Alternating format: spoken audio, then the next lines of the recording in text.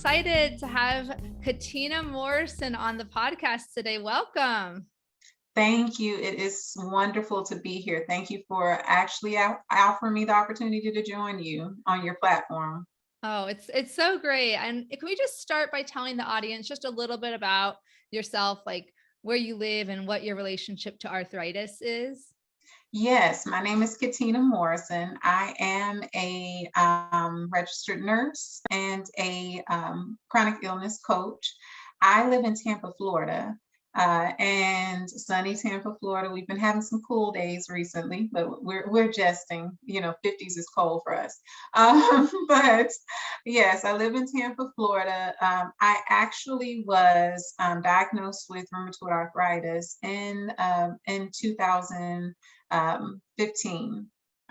2016, around that time frame, actually 2016. And at that time, I had actually been suffering with symptoms of it for a period of time untreated, while I waited for a diagnosis, seeing multiple providers. But I know we'll get into that further on in the discussion. But yes, I have rheumatoid arthritis.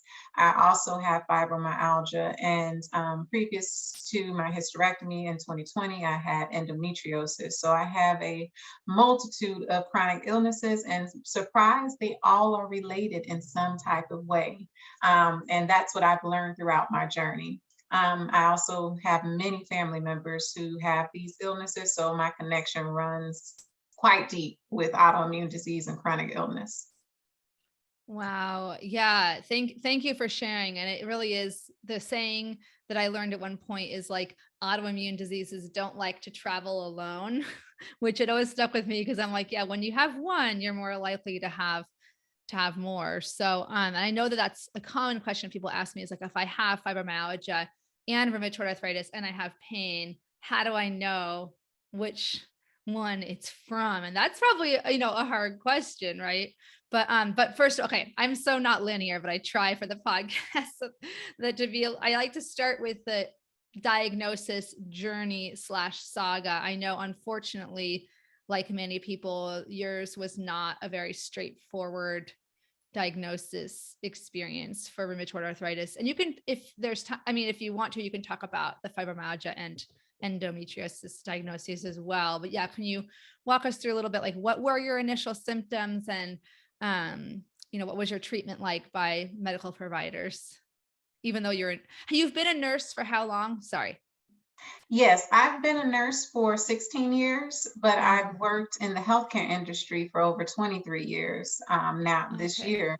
So I've had a long career in the health and wellness industry. Well, and so it's always, I don't know why I'm still surprised, but when people are like, you have the expertise of a nurse and you presented with symptoms and it's not, I don't want to tell your story, but yeah, you weren't even taken perfectly seriously. So I'll give you the microphone to share a little about that. Yes. So literally, to be honest, my symptoms of rheumatoid arthritis started very early in life. They started in childhood, actually. From the moment, and to be honest with you, everything literally seemed to start around the same time that I started my menstrual cycle. And I developed symptoms that I now know more than 25 years later were consistent with endometriosis. So once I started developing those symptoms, soon after I also started developing pain in my joints, in my hands, in my knees, and in my feet and toes, very young in life. I would say as early as 11, 12 years old. And when I would go to my doctors, they always informed me that it was, oh, I'm too young to have anything like arthritis. It's just growing pains. But those growing pains can extend to be throughout my life, throughout my teenage years. And they informed me, just take Tylenol, rest, take a hot bath. And that's what I would do. But as life progressed, those symptoms would come and go. They would be intermittent. So as my life progressed, and in 2000, all the way up until 2012, I was in a very severe car accident. And in that during that car accident, my husband and I literally almost lost our lives. We were on vacation in Jamaica. And it was a very traumatic experience that resulted in PTSD as a result of it. But one of the other things that resulted was that those symptoms that would frequently come and go actually stayed constant from that time. And that's when the swelling became consistent and the pain in my hands and in my elbows, my knees, my feet, throughout my body became consistent. Because there was trigger point pain, the doctors originally said, oh, this is fibromyalgia.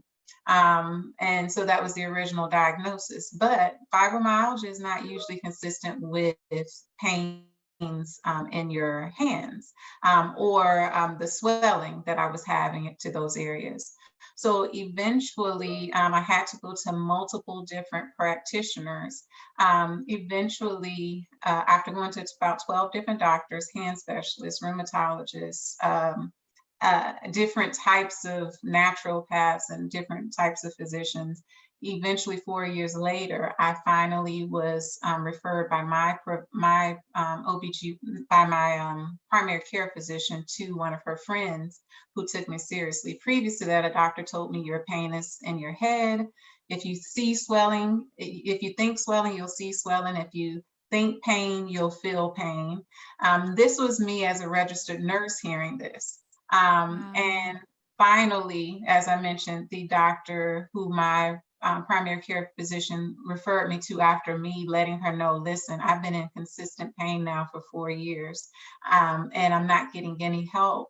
I'm trying natural things that give me some relief, but I need actually medical attention to these issues.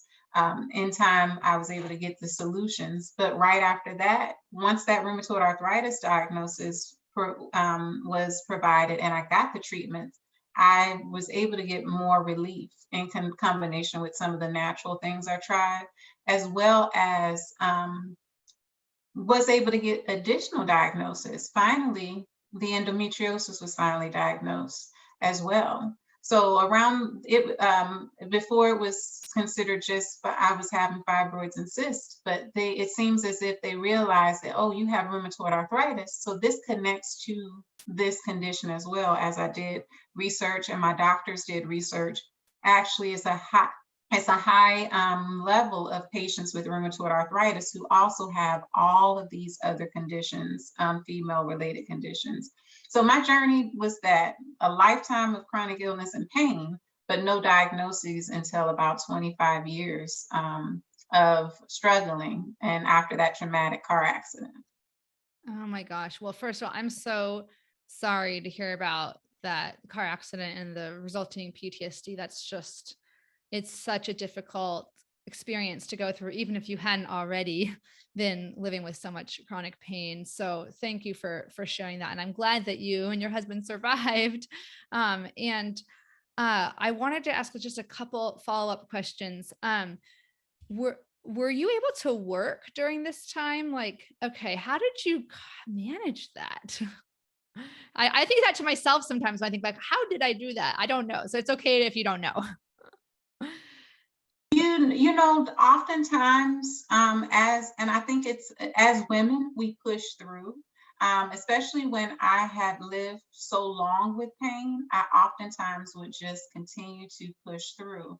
And I would have times that I would have to take time off of work for periods of time, but I would go to work with my TENS unit on, would go to work with my TENS unit on with my essential oils or whatever I needed to assist me, and just push through. The funny thing is, that's what a podiatrist that I saw said to me. And can we pause for a second? Oh, yes. Uh-huh. Yes, and the strange thing is, as you mentioned, that a podiatrist that I saw prior to my diagnosis of rheumatoid arthritis, I was going to him and he saw my feet and he said, this is obviously rheumatoid arthritis. I don't know why the doctors haven't diagnosed you. And he said, usually people who have rheumatoid arthritis also have issues with neuromas. these small tumors that attach to the nerves, nerve endings. And that's what I had. He said he had, in 36 years of his career, he had never seen someone with such a bad case of neuromas in his career. In fact, also because I have a foot deformity, I had fractures throughout my feet as well from the years of walking improperly that no one had ever addressed. As I was talking about this foot pain, no one ever took x-rays of my feet. No one, they never, just wear Dr. Scholl's insoles is what I was always referred to do. He did ultrasounds in that first appointment and he said, this is rheumatoid arthritis. You have the most case of neuromas that I've ever seen in a person's feet and ankles. And on top of it, you have fractures throughout your feet. How did you walk through all this pain? And his answer was, only a woman could be able to have obviously be going through excruciating pain, but continue to push through. And that's why why I tell my story as a woman is because we push through, but in pushing through, sometimes we can do more damage to ourselves than good. It's important for us to, while we're pushing through, fight for solutions and fight for answers, because I endured pain for too long in my life without solutions. And it was not, I don't recommend or want that for anyone else. Absolutely. And I know that currently there's a lot more research being done on like racial disparities in healthcare. And I just, want to, if you're comfortable with me bringing it up, that people, Black, Indigenous, and people of color are much more likely to experience a delay in diagnosis for any condition that causes pain. Like your pain, is not taken as seriously as a Caucasian person like me, even though mine, just for the record, also wasn't taken seriously for anyone listening. So there's also the intersection between, women's issues, gender and race, but I can't help but think that must maybe had something to do with it as well. I don't know what your thoughts are on that, if you want to speak to it. Yes, I'm definitely comfortable with speaking to it because actually, as a health professional and as a Black woman, I definitely have experienced that, and I've seen it throughout my life, seeing how the disparities between the patients that I've cared for and the disparities between the care I receive and also close friends and family members of mine, their experiences. Unfortunately, we live in a society that is not only a patriarchy, but it also is a society that still has all of these deficits that could be associated with stereotypes, and can influence the way that people care for someone because of the color of their skin, or these perceptions that they have carried with them, and they don't even know that they have them. Because especially as a registered nurse, to tell a nurse that if you think pain, you'll feel pain. If you think swelling, you'll see swelling. And to think that someone who's not asking for pain medicine is seeking pain medicine. Imagine what that podiatrist saw in my feet. Imagine the excruciating pain I was going through. I should be someone who really needed pain medications, but I never requested it. I requested solutions. I requested diagnostic testing.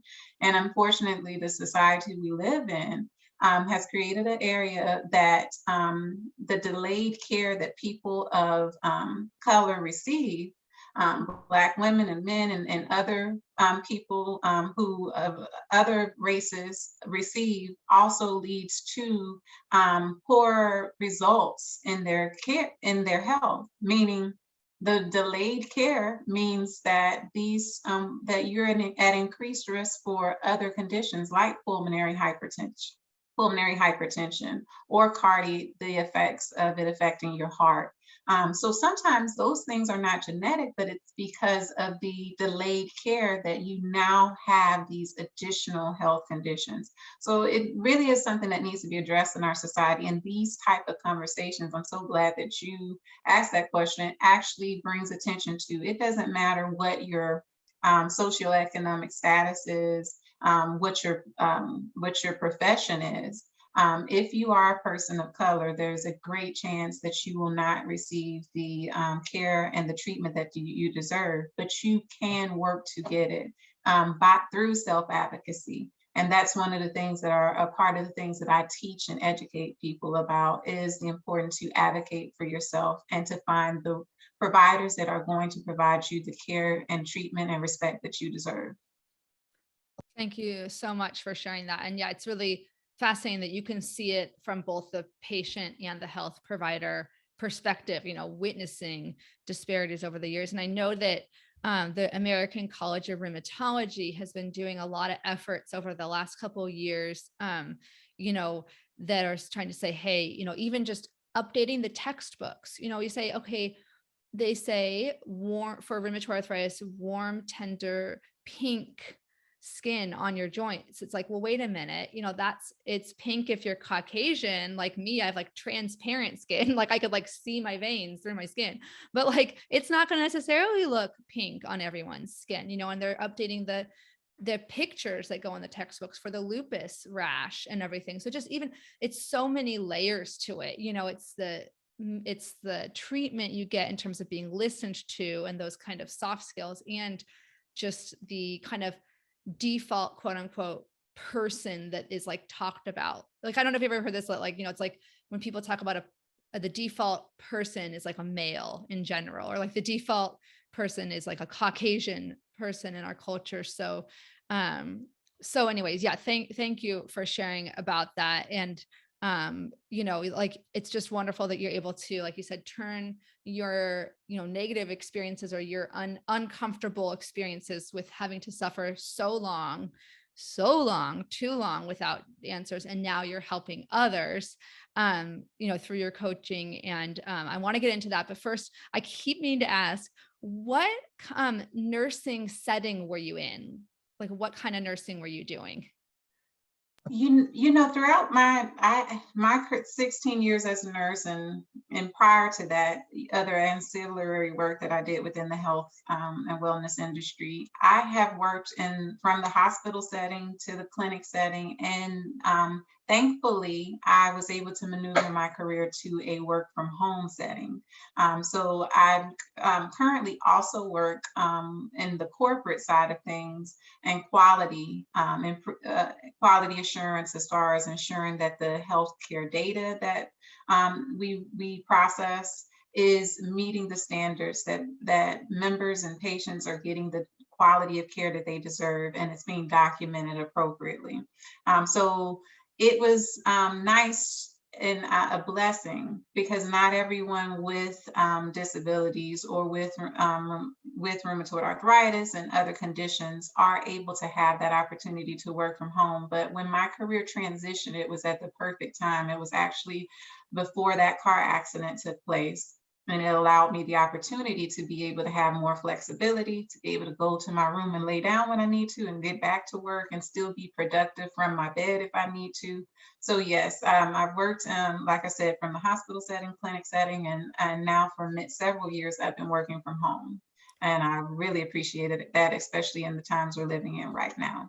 I was going to say, I think so many will resonate with that. And it actually is so great you're mentioning that, because, or sorry, the reason I said actually is that most people would not imagine that there'd be a lot of opportunities to work as a nurse from home. Like, it would almost seem like that's one of the least likely in my brain. Like, my stereotype of what it would be like to be a nurse is like, oh, you have to be on your feet 12 hours a day. Like, my sister's a night shift NICU, neonatal ICU nurse. And so she's gone and from like 8 p.m. to 8 a.m. or she's gone longer than that, include the commute. But point being, it's great to know that, like, in the OT world, we call those like non-clinical jobs. I don't know if it's the same in RN, but you don't have to necessarily be like at the bedside to still do that career. Cause I know I get that question a lot from people with rheumatoid arthritis or other inflammatory, rheumatic diseases.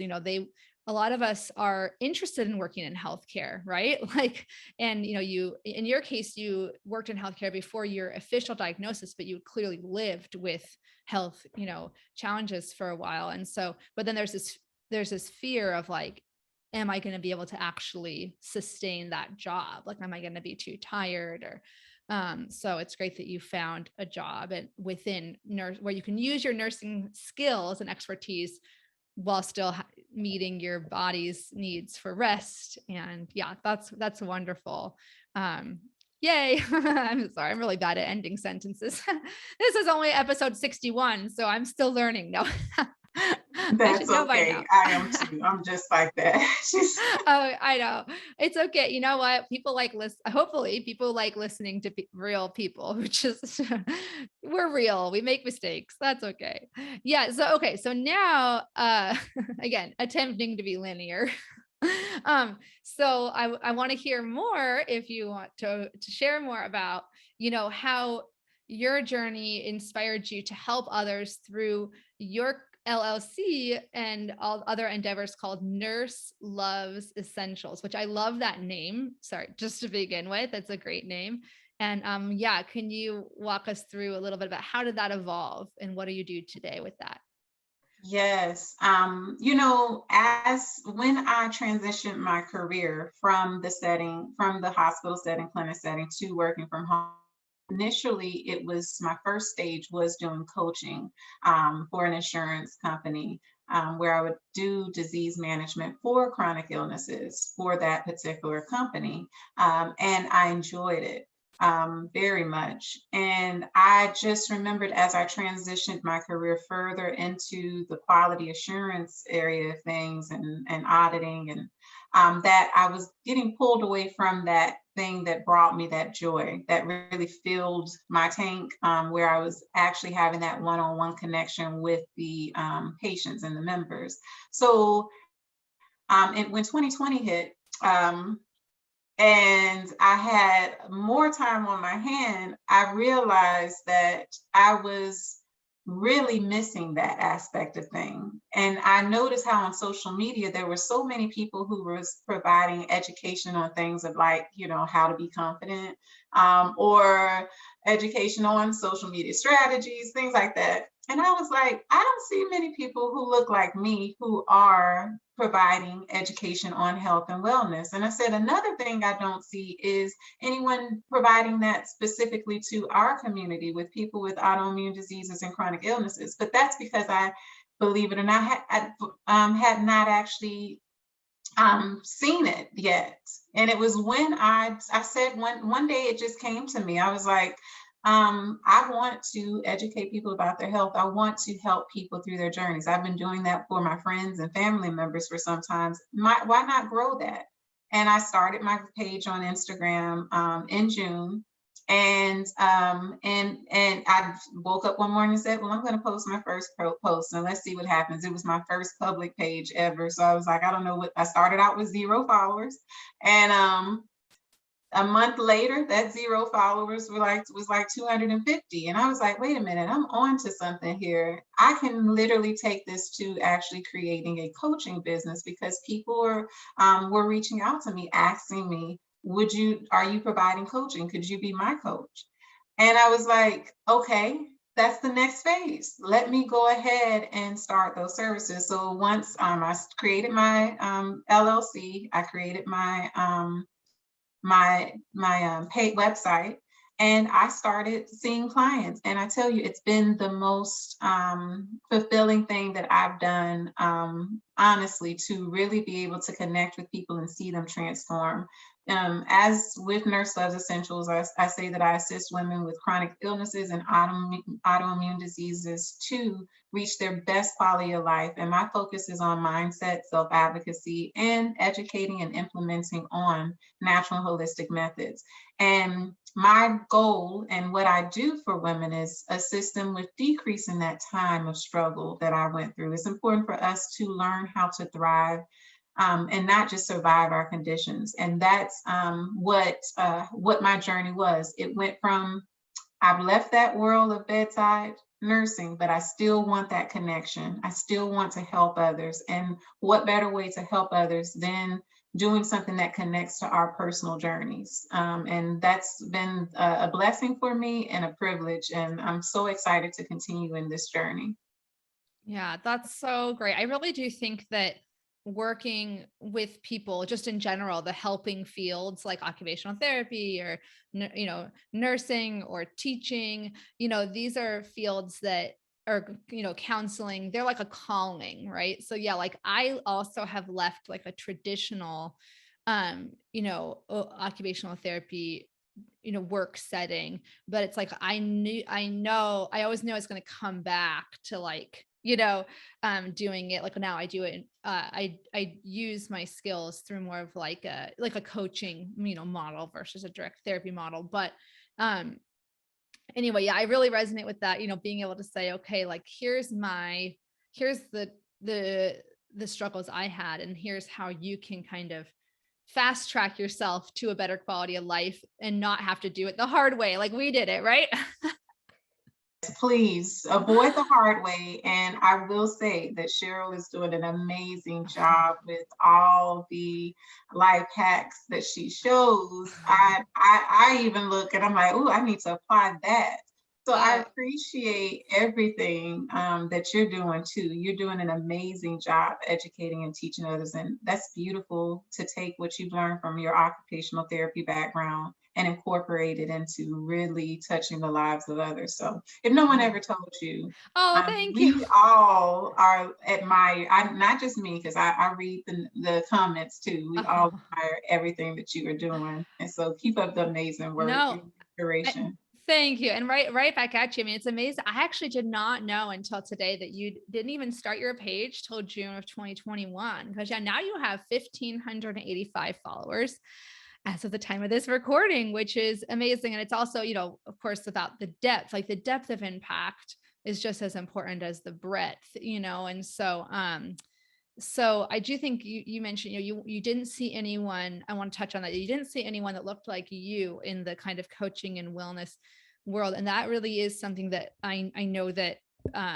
some organizations, like I mentioned, the American College of Rheumatology and like Creaky Joints, which is an advocacy nonprofit for multiple health conditions, including arthritis conditions. It's like really a lot of people are trying to amplify, voices of people of color, not just have there was a really great Instagram post I saw once that said like, not everyone with a chronic illness is a skinny white woman, and I'm like, oh gosh, I am like, I mean, all I can do is share my own personal story, right, on like a daily basis, like, because just for capacity, but also I do feel an obligation to amplify voices of people that are not necessarily, again, that like kind of default, um, image that comes up for people when they look up, oh, rheumatoid arthritis. Like I even was trying to, look on TikTok, okay, for people who are not skinny white women who have rheumatoid arthritis. And like, I had to scroll for a long time.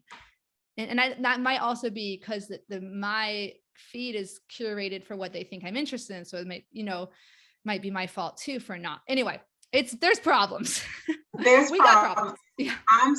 But this is the other thing that I admire about you is that while you may be, as you mentioned, that the default, you are doing the work to make it inclusive. Diversity and inclusion and diversity is important throughout all aspects of my life. It shouldn't just be about our work environments. It should be seen across social media and in all aspects of our lives. And you even having me on here and openly discussing this, because that is a problem that when people don't see people who look like them, it is sometimes difficult for them to connect to the journeys and the stories.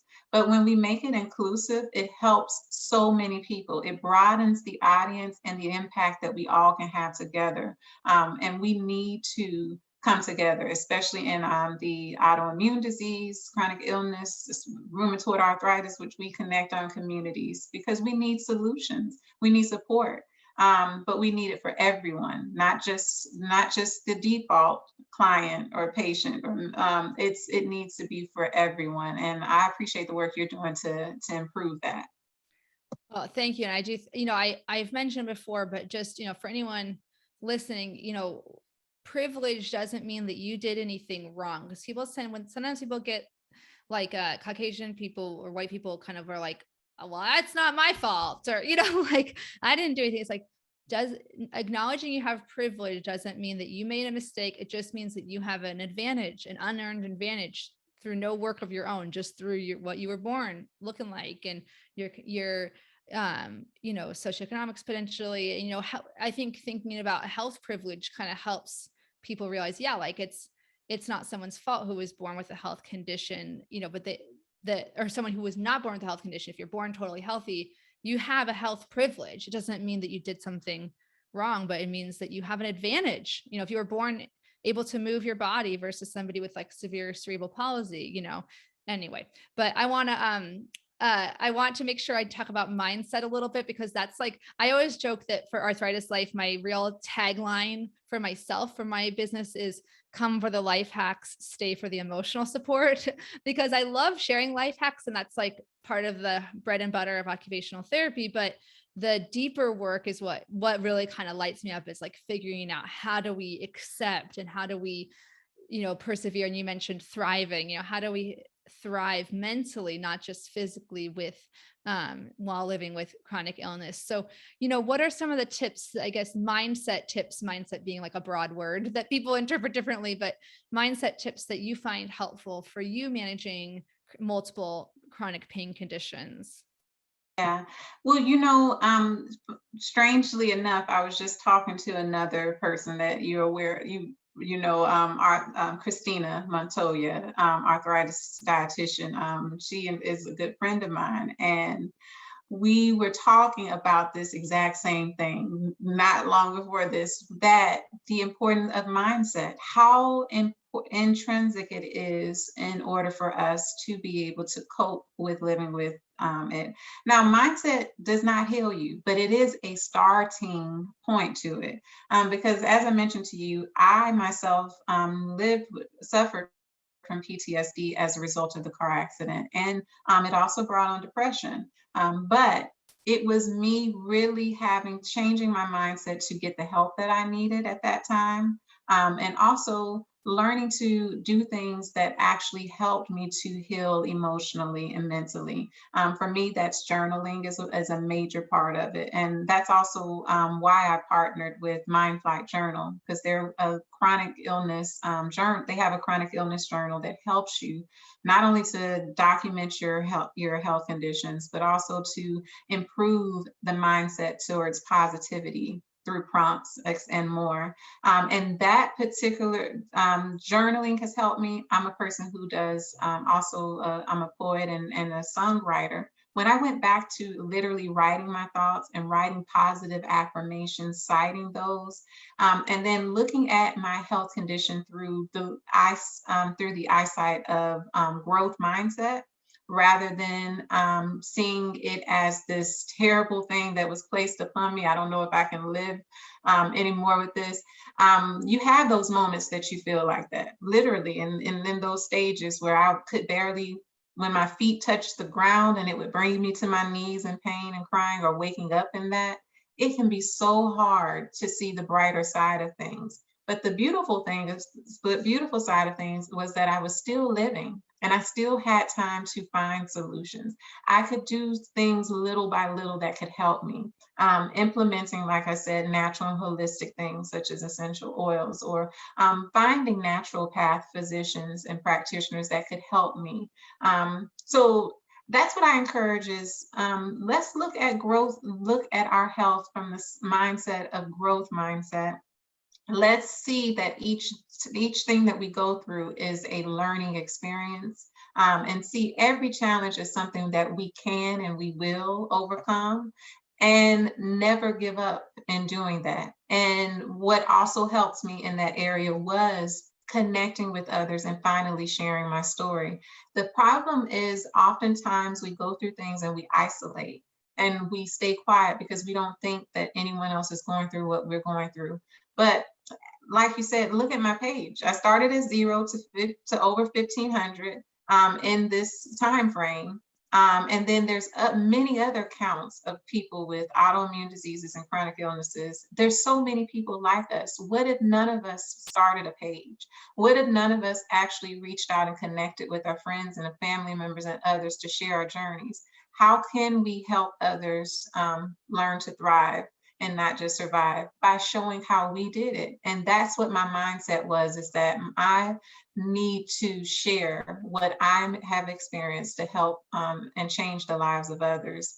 And it started with that flicker of, hey, what we hear in the corporate side of thing about growth mindset.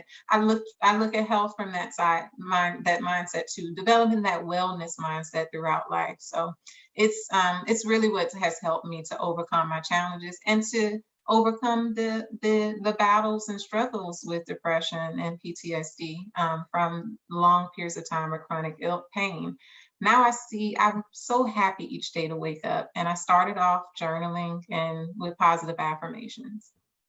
That's amazing. And I just have to ask, did you go through any formal therapy with like a psychologist or psychiatrist or counselor for the PTSD specifically? I did not go through formal with a therapist. What I did, and to be honest with you, my doctors became my therapist. I've had Oh yeah. long relationships with them, and Hmm. I was so comfortable with them. It was while I was working with that particular primary care physician I've had as a doctor now for 11 years or so, um, and my OBGYN who helped me through those struggles with endometriosis. Literally, they had those conversations with me, and I did have to receive some treatment at one point of medication to assist me through the process. But once I got on my feet and I got to see things clearer, that's when these other techniques that I was implementing really helped me. Now, I do encourage others who, when you are struggling with mental health and when you are not able to find ways to overcome it, when each day just becomes a burden to you, don't let it even get to that point. Literally open up and talk about it. In the health industry, in the clinic setting, there's a assessment that's done that's called the PHQ-9. And as a nurse, when I answer those questions, I could easily just tell an untruth or tell a lie about how I was feeling. But I finally was very honest about how I was feeling, and my doctor then provided me this what I needed to be able to cope. And then once I got on that journey, implementing other mindset techniques helped me through the process. And believe it or not, nutrition, exercise has a lot to do with how we feel overall too. And I wasn't doing well in those areas at one point. So yes, but I do highly recommend answering those questions, Hmm. correctly and appropriately and honestly, not correctly, honestly, and getting the help that you personally need. And it's different for each person. Yeah, absolutely. Yeah. And one of my little what would I say, soapboxes that I do really think that there is a stigma against getting help. And I will say that getting formal help, and I didn't go seek real therapy from a, psychologist until I was having a lot of symptoms of postpartum depression, and I still didn't actually seek it until my son was a little over a year old. Cause I was like, okay, now this is lasting too long. Like this is, I kept thinking it's about to get better. And that's where sometimes a mindset that's over optimistic actually is not helpful. Right. Cause I was kind of delusional. Like I was, anyways, so that's my whole other story.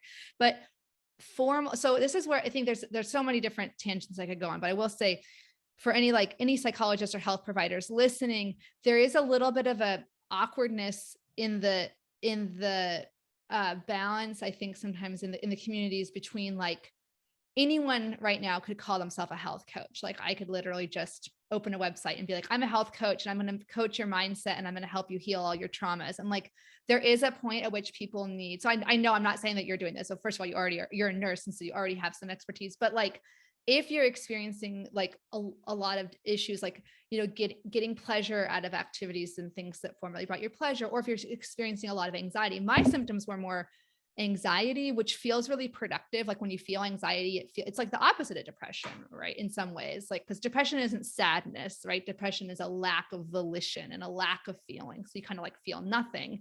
And then so anxiety is like feeling too much. You're like, I'm worried, I'm freaked out. Like, I'm like, what's going to happen? And so, Where'd my train of thought go? Oh, point being that like, there's a point where yes, like like some random person calling themselves a health coach, I'm sure it would have been helpful for me to get some mindset coaching or health coaching, but I really needed like a form, like the complexity of what I was going through with managing. How am I supposed to know if I'm finding pleasure in in former activities if I've never been a mom before?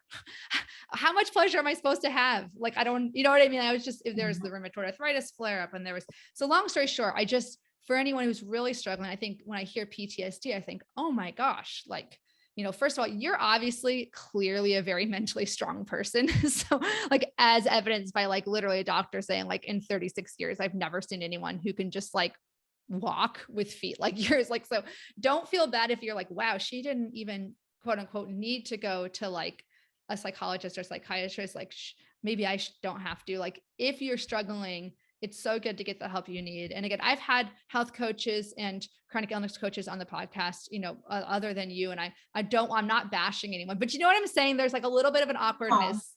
Yeah. I agree because we need to get the appropriate provider to give us the appropriate care when we need it.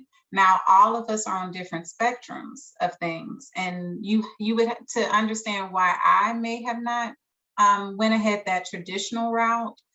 You would have to, that would be a whole another story that goes from childhood to now.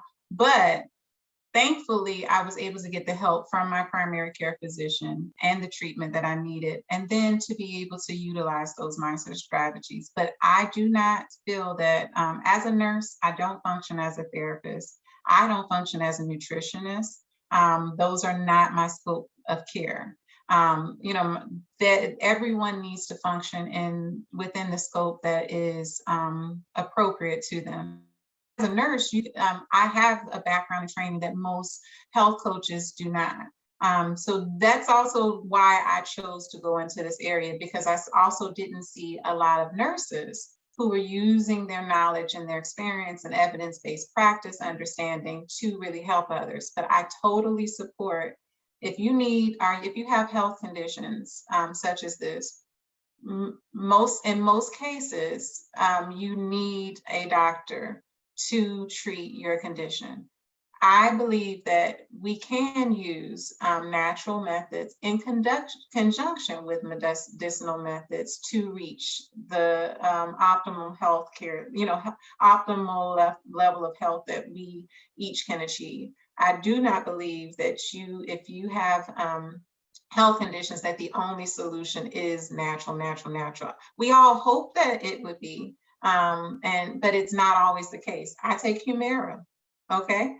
And that's I take Humira, but I also utilize many other natural things. But please seek the appropriate health care and treatment that you need from the appropriate professionals, and understand where a coach is supposed to assist and what their scope Yeah. of care should be. But I do agree with you. You are not bashing, you're telling the truth, and I believe in the truth.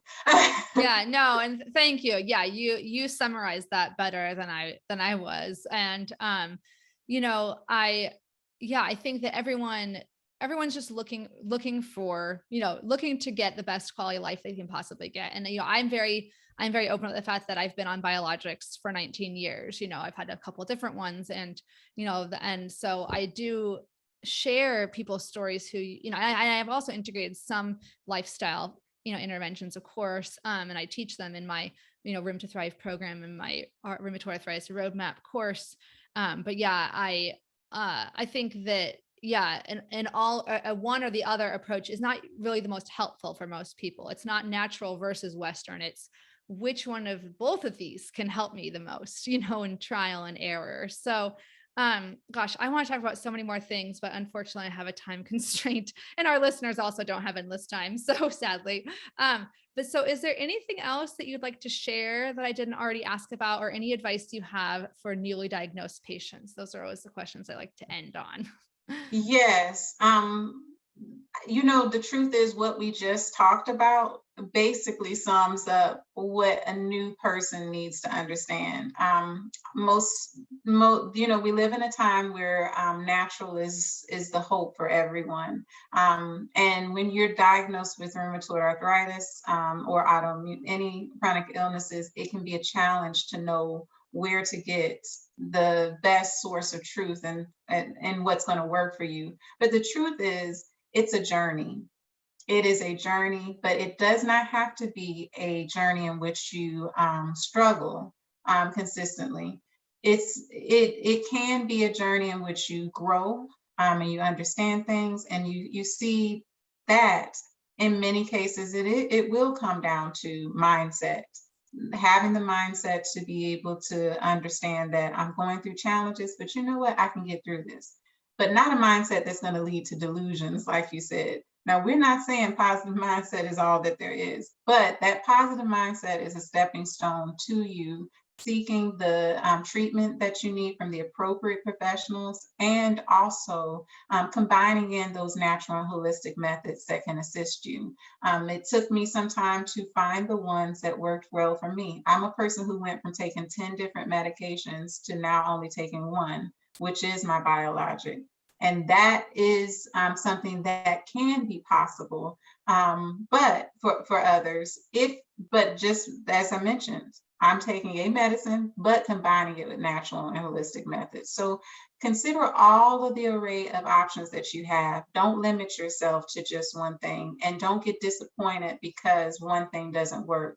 Try all of the things that you're comfortable with, and know that your journey can be one in which you thrive, in which you succeed in reaching your health goals, and that you can have success despite your chronic illnesses.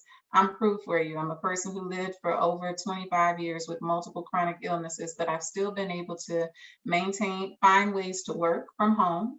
And that's worked for me. And also to start becoming an entrepreneur, something I never thought as a nurse that I would be able to do. And then to be able to have the opportunity to share my journey with wonderful people like Cheryl, who is doing so much within the community. This is what my goal was to connect with a community that uplifts, inspires, educates, and motivates. And I want you all of my newly diagnosed rheumatoid arthritis warriors, to connect with this community and find and you will experience the joy that comes from really not just learning from each other, but inspiring one another. So that's all I have to share in that, and I hope that it has touched you all. But thank you, Cheryl. I tell you, it was so nice to meet you. I tell you. You too. Seriously, I really want to come down to Florida and visit you. Yes, right in Tampa. Come on down. I mean, Oh. the sun is shining out there right now. You can see it coming through the window just a bit, but Oh my it's gosh. definitely come on down. And I look forward to more discussions because it felt like we had so much more to talk about. I know. Yeah, we need to have a follow-up for sure. But yeah, thank you so much. And people can find you at Nurse Loves Essentials, right? And you have a website plus Instagram, Twitter, everything else. So I'll put all those links in the show notes. Thank you so much for that. And also, if I could mention too, I mentioned that Mind Flight Journal. If you're interested in it, you can use my coupon code, all capital letters, Nurse Love, for a 15% discount. And you can check out their website as well to learn more about it, or my page. I bring information about it as well. So that's one thing that the audience can have, is that nice coupon code that will assist them in starting that journey of journaling and that healing through mindset techniques. Oh, that's wonderful. Thank you. And thank you for everything you've done. I'm really, really impressed by what you've been able to accomplish in, what is it, 7 months, 8 months? It's incredible. It really is. Like, you've taken all your different personal experiences and professional skills and kind of combined them into a wonderful set of resources and inspiration. Like you said, it was really, what's the word? I can't, eloquent. It was like you said, inspire, uplift, motivate, and educate. Is that what you said? Yeah, that's perfect. I resonate with that. Look at Yeah. My memory works. Yay. Mhm. Yay, I conquered brain fog. No, thank you I so know. much. And I look forward to talking again. Thank you. You have a wonderful day. It's been a pleasure. You too. Bye-bye.